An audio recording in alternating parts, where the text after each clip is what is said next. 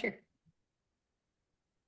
Here we go. My favorite part when I get to open the door and see all of the lovely people run in. I think Gio might have been the first one through the door. I'm not sure, but we have Lori and Jackie and a whole lot of other people um, that are running in the door, and we have even more people that are coming into the waiting room. So let's let those people in, and we will get started here momentarily. So welcome, welcome, welcome. Let me just share a couple of quick announcements before I turn things over to our speakers today because as I always say, you didn't actually come here to see me today, but unfortunately, you're stuck with me first. So here we go. You have arrived at our Friday webinar series at USDLA. We're so glad you could join us today. This one is extra special for so many reasons because it's going to be an amazing session, first of all. Also, this is sort of a pre-kickoff to our conference, and we'll talk a little more about that in just a moment. But yes, in just a moment, I will be turning things over to Julia and Nicole and let them tell you all about all the amazing insights that they have come up with. They're every time they're here, they always bring something totally interesting. So I was so thrilled to have them back today. But we'll turn things over in just one second. I want to remind you that last week, if you missed it, we record everything. And Lisa Clark was here. That's recorded. That information, as well as a lot of other great content, shows up at USDLA.tv, the USDLA YouTube channel. So please, as I let more people in, there we go. So please, if you haven't already subscribed, go over to YouTube. I know you know your way there. Go to YouTube, subscribe to USDLA.tv, and you'll have access to many of these wonderful webinars replays after the fact. All right. Also, as I mentioned, this is sort of leading into our conference. We're doing an entire learning sort of journey experience.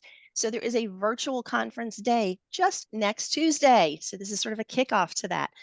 We have 8 amazing sessions on Tuesday. Then we'll have our on-site event, which is June 17th through 20th in St. Louis. And then we will follow up just about 2 weeks later on July 2nd with another set of amazing virtual sessions.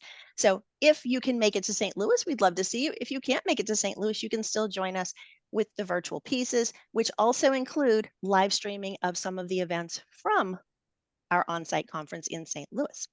Um, Notice on the screen, there's also a code there because I love you all. And if you want to register, you can get 10% off. So you can use that code. There you go. Um, Also, if you come to the conference or you're virtually checking in with us, these are some of our amazing speakers that we will have there, some of our featured speakers. We have Don Mann, former U.S. Navy SEAL, is going to be talking about overcoming challenges and obstacles in changing times, because that is something that I think probably all of us can agree we're living through.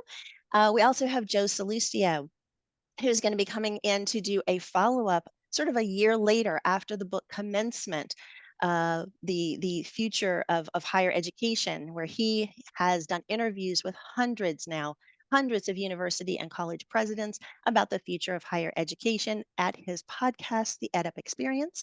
You can come and meet him and talk to him. And we have the ever popular and needs no probably further explanation, Dr. Robbie Melton, who always brings us some amazing news from the technology world. She's always got some new gadget. She's going to be teaching people about how to build their own chat bot and all sorts of AI stuff and all that good stuff. So come and check that out. At the conference, we also have our annual awards. You'd have an opportunity to meet some of the best and brightest people doing some really innovative work and find out about their best practices and how they are contributing to the learning space. So that's also available at the conference. And then finally, you can also save the date coming up in the fall. We have September 25th, and then the week of January 21 through 24, we'll be having another public policy event. So mark your calendars, save those dates if you can. And also in November, we have our annual National Distance Learning Week. So those are some things to come. And finally, I have to say a thank you to our sponsors, because without them, I wouldn't be able to stand here and do this with you. So please take a moment, look at who our sponsors, our current sponsors are. If you work with any of them, reach out to your representative. If you are not familiar with one of them, go check out what they do. They run the full range of hardware, software, services, pretty much anything you can think of that deals with the distance and digital learning space and supporting all of those amazing learners. So those are our gold and silver sponsors you see currently. And we also have quite a few bronze sponsors and partners and friends. And those are also on the screen as well. So with that, I will stop sharing. And I will once again thank Julia and Nicole for being here with us today to share all the amazing insights from the work that they did last year. So without further ado, I will turn it over. I believe Julia has the slides, so I will hand things over to her. Thank you. Thank you so much, and welcome everyone. So today we'll be talking about AI, but really a little more in detail. We know AI is here, but 1,300 faculty, administrators, and trustees tell us they're not ready. And we really today going to dig into that why. Why are they saying they're not ready? So first, we'll go through some introductions, a little background, and then we'll move into a few of the quantitative, but really we want to focus on like the why, the qualitative explanations that we got from our faculty, which is a really unique aspect of our study compared to many other AI studies that we have. So first, wanted to introduce us. So I'm Julia Seaman. I'm from Bayview Analytics. My partner at Bayview is Jeff Seaman. You may have guessed, but also a family business. So he is my father. And then we've partnered with Nicole Johnson on this project along with many others. And so she has really helped develop the survey and then do a lot of the heavy lifting with the analysis and reporting too. So a little bit introduction to Bayview Analytics, where Jeff and I are from. Bayview is a consulting firm that focuses on survey design and statistical research. We have nearly 2 decades of research, and our biggest project that you may know us already for, along with these pulse surveys where this data is from, is our annual survey on OER that will be coming out within a month as well for the most recent data. If you want any more information on us, the QR code is available. It's also bayviewanalytics.com, and we'll have that again later in the presentation. So moving on to the actual research that we'll be presenting. This comes from the fall 2023 round of the Digital Learning Pulse survey. And so this was actually a really interesting project. We were able to go out and actually survey multiple different types of respondents. So we were able to ask trustees at 2-year schools, faculty administrators at 2- and 4-year schools, as well as students at those schools. And so we were able to get all told over 1,200 institutions that represent all 50 states and the District of Columbia. So we have a really good national representative sample for our data set. And so what we'll be doing today is focusing really on that AI portion, and especially the faculty and administrative and trustee responses that came from there. This Digital Learning Pulse survey has been ongoing since basically when the pandemic started, really as a pulse. So it was quarterly and then spaced out a little bit more as the pandemic effects ended. And so we really want to thank all of the sponsors throughout all of the different survey rounds that we have. They're listed here. And so if you want any more information about these surveys or any of the reports between all 8 of the rounds that we have, please visit our website, so bayviewanalytics.com/pulse. But also we are planning to try and continue this going forward just so we can maintain these time series data and this really rich information that we are gathering. All right, with that, I want to jump into sort of the initial data that we have, and then a lot of this will, Nicole will be working through and sort of explaining a lot of the nuances and insights that we gained from our comments section. And so one thing that we asked, and one of the first things we asked was how much artificial intelligence tools, how much will these tools change your institution over the next 5 years? And so what I want you to focus on this graph is that tiny, small green bar portion are the responses that said little to no change. So that's saying that with all the other changes, amounts of small to massive, over 90% of administrators and 90% of faculty believe there's going to be some change. And so over 50% of them also think it will be a moderate amount or even more change for these AI tools. One thing that I'm not showing here, but just want to mention, is that trustees do anticipate more change as well. So they are also in this high level of AI will change the institution over the next 5 years. We also were able to ask our respondents, where do they think the change will come? And so we bucketed this into three sort of main buckets that will then go into more detail a little later. But the first one is sort of student focused. And so this includes a lot of different aspects, both potentially positive or negative. So AI for tutoring, for cheating, for accessing information, completing assignments. And this is sort of universally accepted that this is where AI will impact change from both faculty and administrators. There's slightly lower levels from both groups that the AI will change the faculty teaching sort of use. So how faculty are preparing course materials, presenting them, student interactions, or tracking student progress. However, that's still a very high level. So 80% to 82% of the faculty administrators believe AI will change this aspect for them in the next 5 years. And then a much lower level, but I think also very interesting to us, is looking at how AI will change sort of outside the core teaching classroom activities, but really how AI could improve academic and institutional processes. And so there's still a big group of faculty, about 1/3, and similar numbers for admin, that do believe AI will affect here, but it is one area that we haven't seen as much focus on or as much conversation about, though my personal opinion is that there will be some big changes that kind of come in through there. They just aren't as well defined right now. And the big thing, since I mentioned that everyone is expecting change, however, do we think that the institutions are prepared for that change? So almost everyone acknowledges change is coming due to AI, change is coming through both student, faculty, and potentially institutional ways. But almost everyone also believes that their institution is not prepared. So that red bar, and interestingly, administrators and faculties actually agree exactly on their level of preparedness, and that 78% do not believe their institution is prepared for these related changes. So that's really 4 in 5 administrators, 4 in 5 faculty do not believe that their institutions are prepared.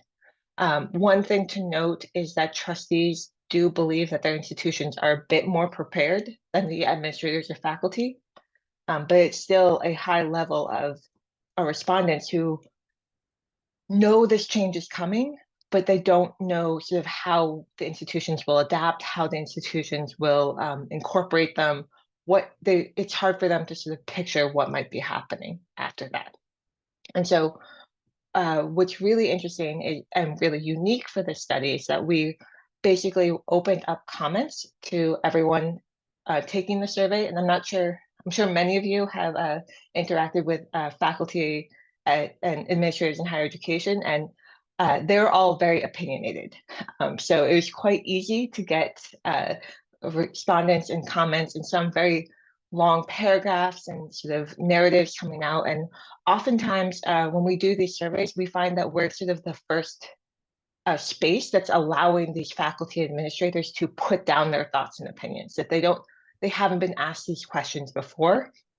So it's a really unique aspect to our study in this pulse survey, where we have all of these qualitative but really insightful and engaging comments, both on the positive and negative side, of how the administrators and faculties are thinking about the questions and why they answered the ways they answered.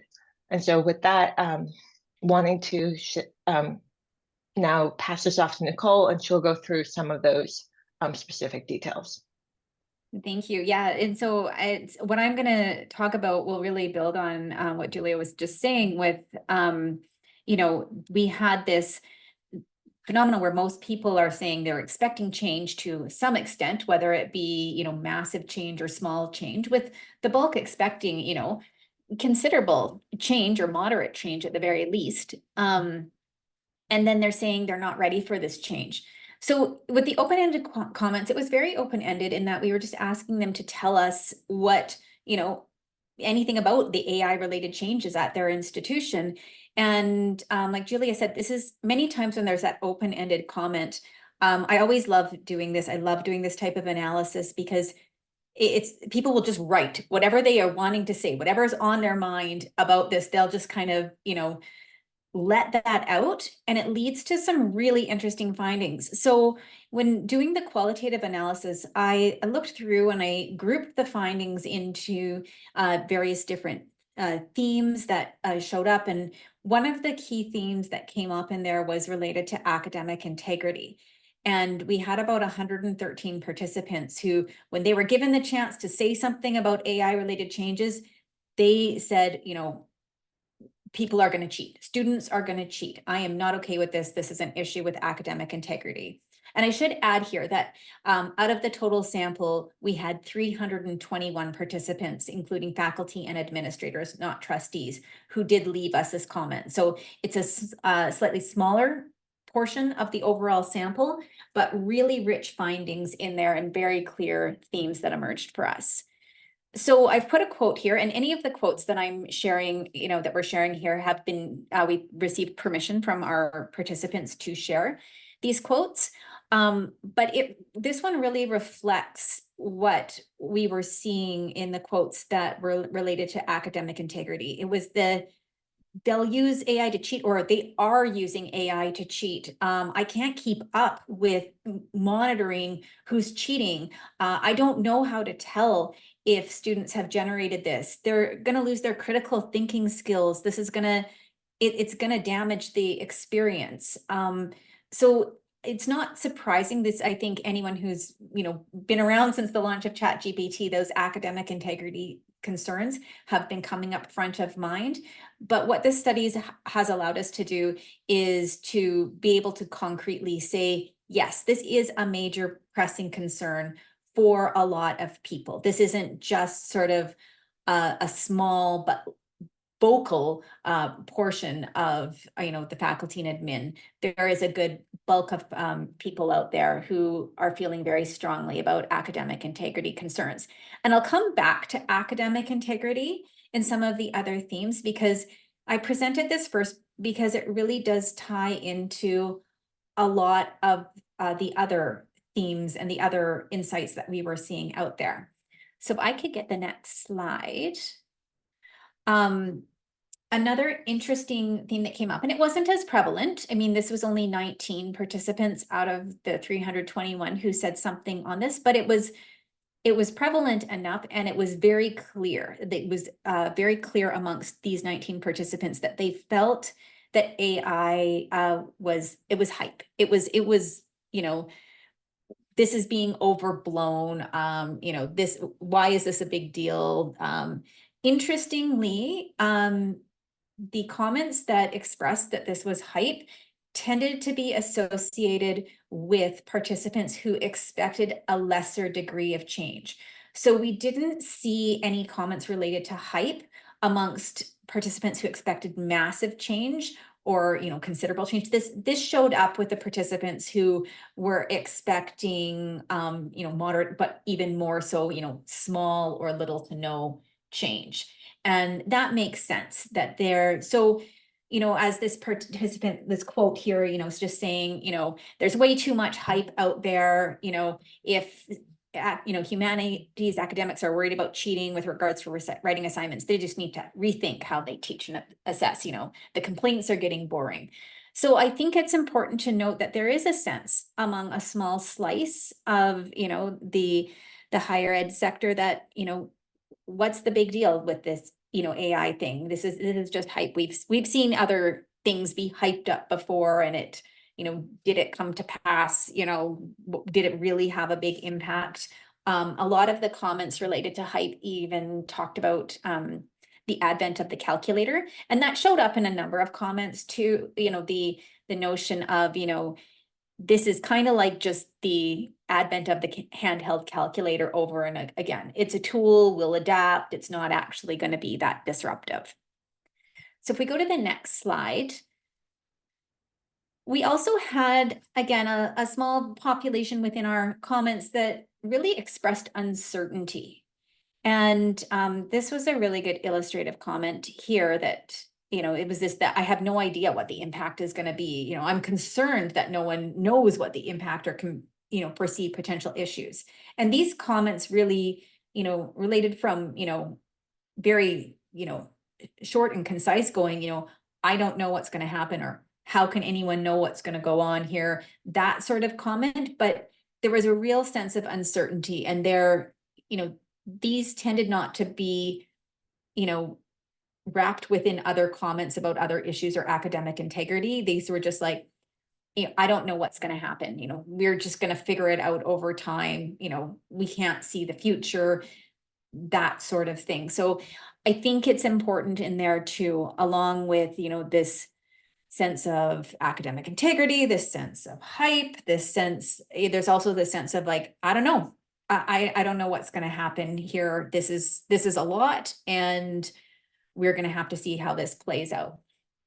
So if we go to the next slide, we talk about why is this important. So there's the, the why we're not ready, and there was some comments that really helped us to understand that we're not ready, especially the, people are going to cheat. This is going to really negatively impact post-secondary. But there was a number of comments, actually a really good portion in there that, talked about, and I've sort of broken this larger group into a couple of key points, but they talked about AI integration and how AI would be integrated with post-secondary, and whether some of them took that as a negative, like it would have problems, and sometimes there was an overlap between this AI integration and academic integrity. But there was also very clear comments, and from 20 participants, really clear comments that discussed how AI could be used to improve teaching and learning. So there are, while there's, maybe a group out there that is expressing concern in academic integrity and all these things, we also see participants going, I see it actually being a good thing. There's a lot of good things that can come from AI. Again, we see the comparison to the advent of the calculators, that is it cheating if we're using AI? If we're knowing how to use it in a certain way, maybe we need to rethink what we consider cheating. Maybe we need to rethink our assignments, our assessments. This might be very beneficial. And we saw the benefits coming in terms of both for students and for self. So with faculty and administrators talking for themselves, that it could be used as an efficiency tool. It could streamline some of their tasks. It could take away some of the, or reduce the workload with some of sort of the heavy lifting rote tasks that they had to do. It could be used as a brainstorming tool to come up with new ideas and creative ways to teach. For students, very contrary to the notion of this will prevent critical thinking. Students are just going to cheat. They're going to get AI to write their assignments for them. There was the opposite sentiment expressed, that AI can be used to enhance critical thinking. Students are going to actually end up being more creative thinkers as a result of AI coming in. So very mixed messages, and very, a lot of conflicting viewpoints in the data there. All right, and next slide.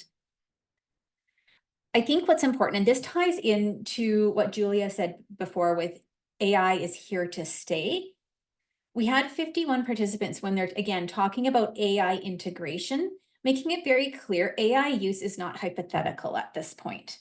And I think that that's really important to note. When we're discussing AI, the general consensus is, and as we saw in the data, the quantitative data, it's here to stay. This is not something that we're envisioning coming into our space. This is something that is in our space now. And, ready or not, it's here and we're working with it.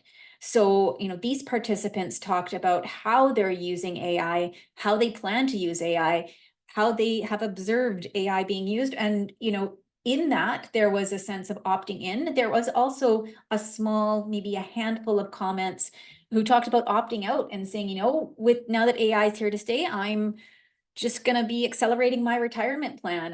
You know, I'm going to leave higher ed before I use AI. There was a number of, you know, again, very small number, about a handful of comments who, you know, expressed that resistance, that, you know, an AI integrated higher education, you know, experience would not include them. But there was still that notion with that, that AI was still, you know, they might not like it, but they did recognize that AI was not optional. It's not a hypothetical. It's something that is there and being used. This comment really illustrated too the ways that it's being used, and this relates a lot to what we were seeing with the academic integrity. And in many cases, we saw things like this, you know, I'm realizing it's going to be used in the workplace. I'm using, you know, I'm embracing students to, you know, use AI tools to generate ideas, start plans. Or we heard in other comments that, you know, I'm realizing with AI that I need to rethink and revamp my assignments, and I'm improving my assignments, and I'm improving my assessment because I have to move to higher levels of thinking, because AI could do those lower level assignments for students. So what does that mean? And actually, I'm seeing this as being, again, creating that more beneficial experience for students. We also saw the opposite in there, and there was a couple of comments, I think at least 2 or 3, that specifically used the term, you know, return to blue book. Teaching and learning. So, you know, teachers saying, you know, in my classrooms, students will now be using pen and paper, and there will be no technology, no devices, because I need to make sure that they're not going to cheat. And again, that does reiterate the point that they're seeing AI use is not hypothetical. It's here to stay. But their reaction to it is, then I'm gonna put up these very, you know, firm walls, these tall walls that will prevent, or, you know, that perceived prevention of using, you know, AI, and it must be what they can do themselves. We saw more participants talking about that relationship between AI and students, and how are students gonna learn with AI. The ones that talked about completely taking AI out of the experience were certainly in the small minority. All right, so going to the next slide. So the implications here, I think it's very clear from, you know, sort of what I've discussed is there's tensions. There are clear tensions, and they differ from person to person. And these tensions existed regardless of the amount of change that was expected, whether it was massive or whether it was, you know, minor change. There were still people who expected it to be, you know, good or bad. But there's, you know, there's this talk still about the potential it has. And I think that that's important. And I'm going to come back to that notion of the potential, because it's with the potential that a lot of these tensions exist there.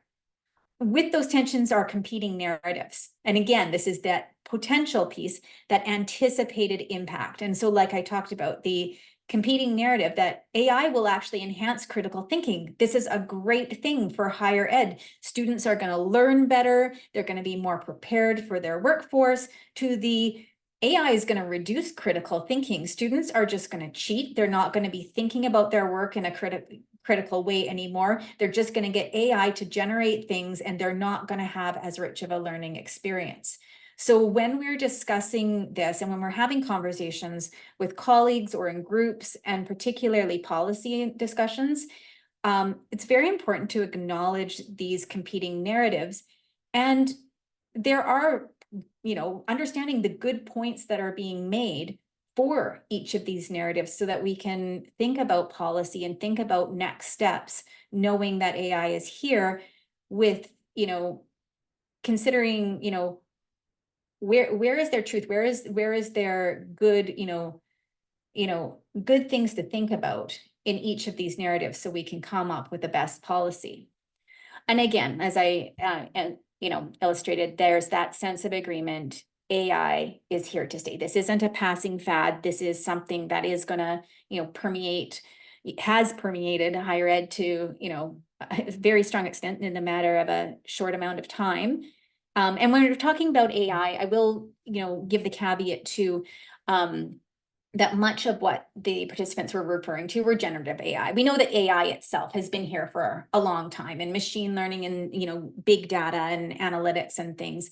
The conversation really was centered on generative AI and that shift that happened when, again, both students and faculty got widespread access to, you know, again, ChatGPT, DALL-E, Bard. It's the generative AI that's there that really is what these conversations are centered around.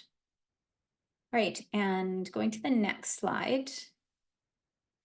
So again, what now? And this is where I'm going to come back to the idea of potential. You know, potential versus practice versus policy. So much of the conversation is around how might AI be used. AI might be used to cheat. It might be used to enhance learning. It might be used in these different ways.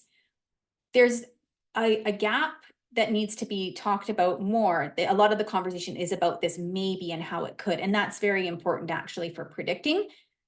But when we look at how it's being used in actuality, the comments on how it is being used, it is very much being used as a tool. Let's use it to generate ideas. Let's use it to brainstorm. Let's use it to come up with, you know, ideas for a lesson, or let's, you know, students can use it as a tool. So it's not being used certainly to its full potential. In many ways, it seems to be being used, at least from the comments here, as, you know, a workload reducing or a tool or an efficiency tool to some extent, or a tool to enhance the learning experience for students, or concerns that students are using it as an efficiencies tool per se to get their assignments done with less work.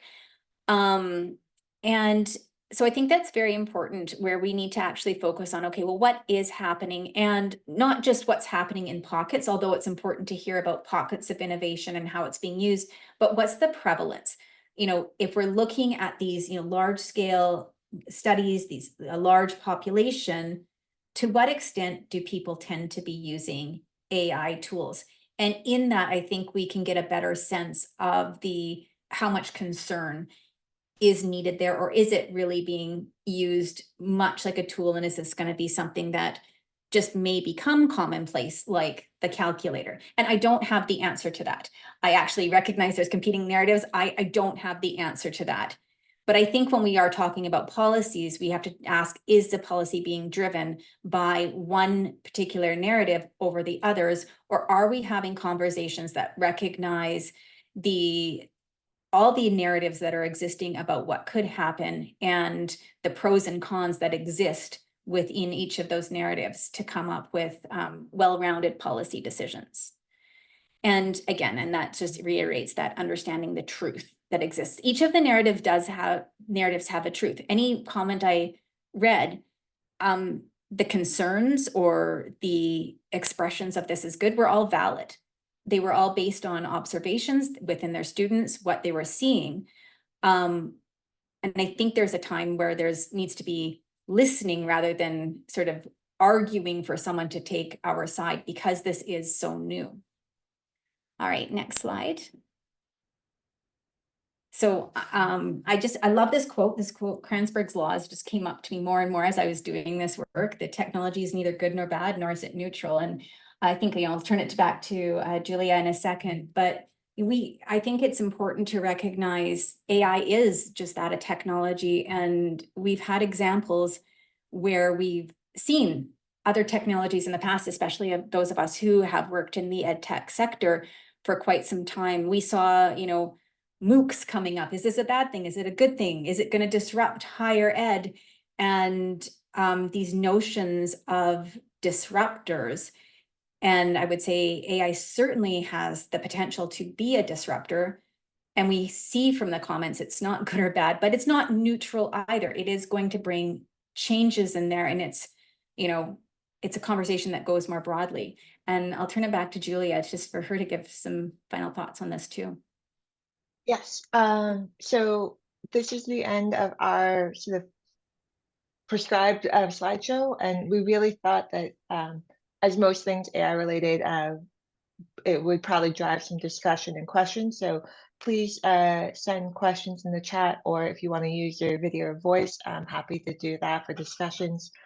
But yeah, this is one thing that we are continuing to research, and some of our newest research that the surveys have closed, but we haven't been able to fully analyze the data, is really looking over how institutions, both the faculty and administrators, what policies do they want to see? What are the actual sort of practices and like things going down on actual paper and the policies for the institutions that are coming in? Is it really student cheating? Is it student privacy is one thing that is a topic that's very important that we see come up a bit more now after people have like a little bit of time to think about it, because AI really is it, especially generative AI, you can't do anything unless you have data to start with. And where does that data come from? And especially for things that have become personalized for the students, who is actually using that data? Who's taking the other parts of it? Are they using it for someone else? Or is it just being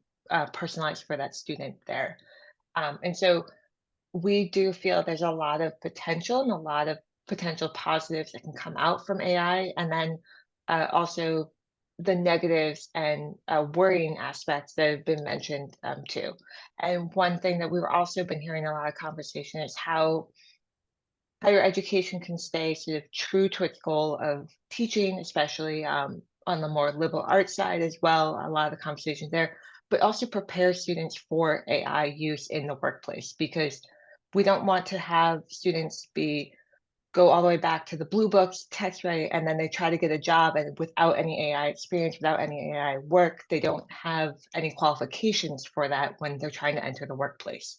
And so like that duality of maintaining academic integrity as sort of a higher education institution, but also maintaining student preparedness to enter the real world, and that goal of enriching the student to become a sort of full person capable of like the adulthood and responsibilities there.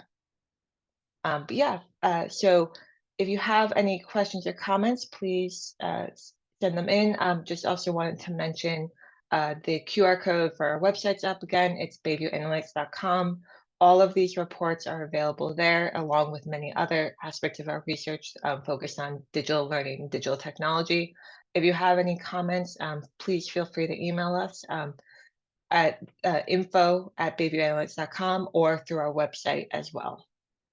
Okay. Right. And while you were talking, you did trigger some chatting over here. So you do have scrolling back up. Marla had a comment asking if there was any discussion in your research of an AI audit to try to understand the scope of unsanctioned AI use for assignments. I'll see if Nicole remembers any of that from her comments. No, so when I did the analysis of the comments, I think it was a lot of the answers to that were anecdotal. We did see some comments related to, what is my institution doing? And there were some comments in there too that were, saying, my institution has good policy, my institution, the leadership, is ignoring AI, or they're trying to work on it. There's a task force being involved. I think we're in the early stages of that. I didn't see anything so formal as an institution going to the extent of having an AI audit to try to understand the scope of unsanctioned use. I'd also suspect, just based on the anecdotal comments that I saw, or the different comments that were in there, but when they were talking anecdotally, the participants about, they themselves having trouble recognizing what might be AI generated and what might not be AI generated. And that's something that comes up with the academic integrity too, is it's not quite so simple as understanding where AI or how AI is being used. I know there was one comment there that, when person said, I've given up on trying to actually check whether it's AI use or not, because I can't tell the difference. And, even if they're looking at AI while they're writing, you know, with pen and pencil, at least they're getting a good kinesthetic exercise and hopefully transferring knowledge to their brain. So I think that might be a tricky one, just based on how complex it is already to determine whether AI is being used. Yeah, you actually led very nicely into Caroline's comment, and I'm just reading much of it for those who don't have access to the chat right now, um, from where they're viewing this. But she was saying she was curious if there was a noted differentiation between the formal and informal use of AI. She's hearing from many of the faculty that especially email communications from like international students, or it's probably students for whom English is not a first language. I'm going to generalize. Um, seem to be AI generated. The emails are extensive and ridiculous in circular thinking, never actually asking the clear questions that the student appears to desire to ask. So yeah, so that looks like there's a pretty good hint there that it's AI generated. But if you had any thoughts on the sort of formal versus informal, where it's assignments versus just this is more of a I would say class communication, for lack of a Yeah. better terminology. From the quantitative side, unfortunately, we aren't able yet to get into that much detail. However, this is something that we anecdotally know, and even with some professors here that I talked to, they're aware of this coming too, and not just English learners, but often just people asking for office hours or questions. It just seems to be like an easy way for students to try and get that formalized style that they may not be used to for interacting with professors. Mhm. And so we unfortunately don't have data on it, but that's something we really want to get to. The big problem is really getting into the definitions, and that was hard. If you recall, this data is actually um, from about a year ago. We have our current data for this past spring term, but it's when we started even a year ago, how to define, how to explain AI for a survey question was very difficult. And so that's getting easier and easier. So these are very questions and nuances that we really want to look into, and especially nuances of AI use, generative AI versus like AI machine learning efficiency, and those uses between good and bad, prescribed or formal uses where the teacher is actually introducing and teaching it versus how students are using it outside the classroom as well.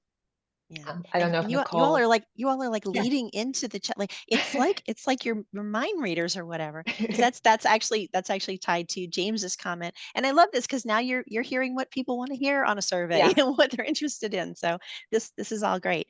But James was asking about if there was anything in the results distinguishing between AI use for the teaching process versus faculty using it to make their jobs easier. For example, using it to write a self-evaluation or something like that. So Right. Yeah. Yeah. I I can s- speak, yeah, a bit. I don't know. Julie, do you have anything that showed up on the other side of things that you'd? we just want to, we will be adding that for future surveys. It's just all I'm gonna add. But yeah. Yeah, and I would say we did see that showing up in the comments.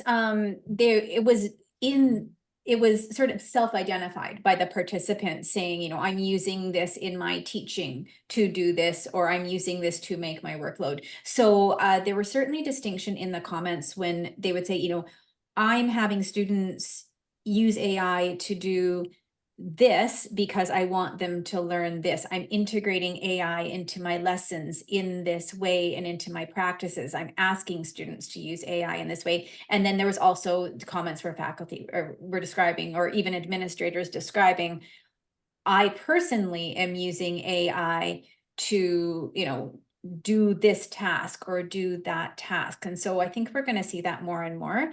I did want to jump back really quickly to the language question as well, because I just had one, you know, thought on that too. And this is something I don't know, because I also do a lot of work in the Canadian context as well.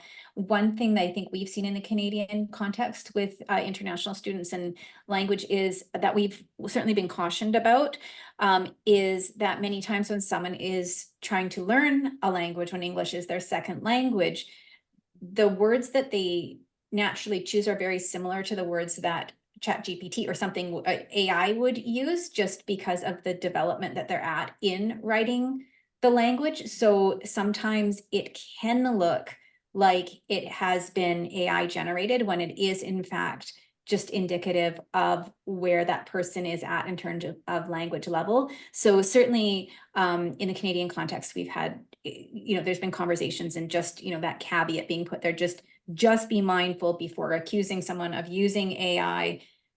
Ask, is it possible that this just could be a matter of their communication? And certainly I know when I have to write communications in French and stuff, I know it well enough, but I have to use both languages. Being in Canada, I certainly sometimes use ChatGPT to write it, and then I'm writing what I want to say in English, having it go back, I'm reviewing what it says, but it, to hopefully strike a more professional tone. And I might not always nail it, and it may look like it was assisting me, but it was still probably better than had I tried to write it on my own myself.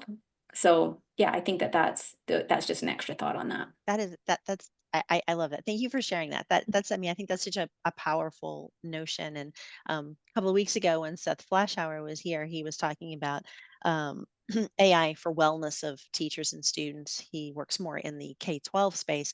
But we did a little activity that I had partially shared with him, where we simulated how a ChatGPT type, large language model works. And we each like contributed a word to the sentence, and you could figure out what the next word was, because we all have a collection of words, as you said. And so depending on what your collection of words in English is, there are some predictable answers. So I love the fact that you shared that. Thank you so much for bringing that part in. I do want to mention you had some more comments. Briefly, Matthew is thanking you for some validation, confirming the thoughts about the wrestling with change. That is something that is thankfully Matthew is on the embracing side of things, and is currently building a course on teaching online for faculty. And over 75% of the course was built with AI, and it saved him weeks, which is awesome. I have done the same thing, Matthew. And Donna had a question about what about on the technology side? Was there a sense that certain AI tools should be approved or provided to students and faculty, or how to determine which tools can be used aloud or cited? So if you had any thoughts on that specificity. That's a very interesting question, and something that overlaps with some of our research problems, where it gets into how do you define the tools in AI and how do you actually cite. I mean, it's pretty easy to say, are you going to chat GPT or not? That's a sort of binary you can ask. If they tell the truth or not, that's a separate question. But the once these tools, especially once they get integrated into a course pack and modules, they often become sort of like unique for that course pack that's from McGraw-Hill's Inclusive Access, that is then also named for at the school level, or the department. So it's very hard to track, and there's aren't universal names or universal integrations of them. The other thing that we're wrestling with on other sides is that there's a lot of questions about the copyright and use licensing that comes with the AIs, and especially based off what the data they're pulling from. So a lot of our work at Bayview is actually around open educational resources, OER, which comes with an open license or Creative Commons license. But once you start taking that and start making more proprietary things, what license does that go under? How is that use being determined? And so that's a lot of questioning that needs to be done sort of at all levels of within education, also within the general sort of workplace and use of AI. And so at the licensing levels, which is very sort of outside my scope of expertise, making decisions there, and then moving down to the individual classroom and administrators, what are they willing to allow? What risks do they want? What sort of privacy uses do they have? I know right now for any digital online tools, a lot of that integration requires a lot of privacy agreements that go from the school back to the publisher. Is that going to remain the same? How can that remain the same for AI tools, especially if they're pulling from data both within and without the institution? So it's a very big question. And I think it's something that people are wrestling with, but they are trying to define it right now. You're absolutely right, because James was typing that as you were talking and asking about the ethical considerations. So, yeah, and that has come up in, I would say, any of the webinars I've hosted anyway recently about AI.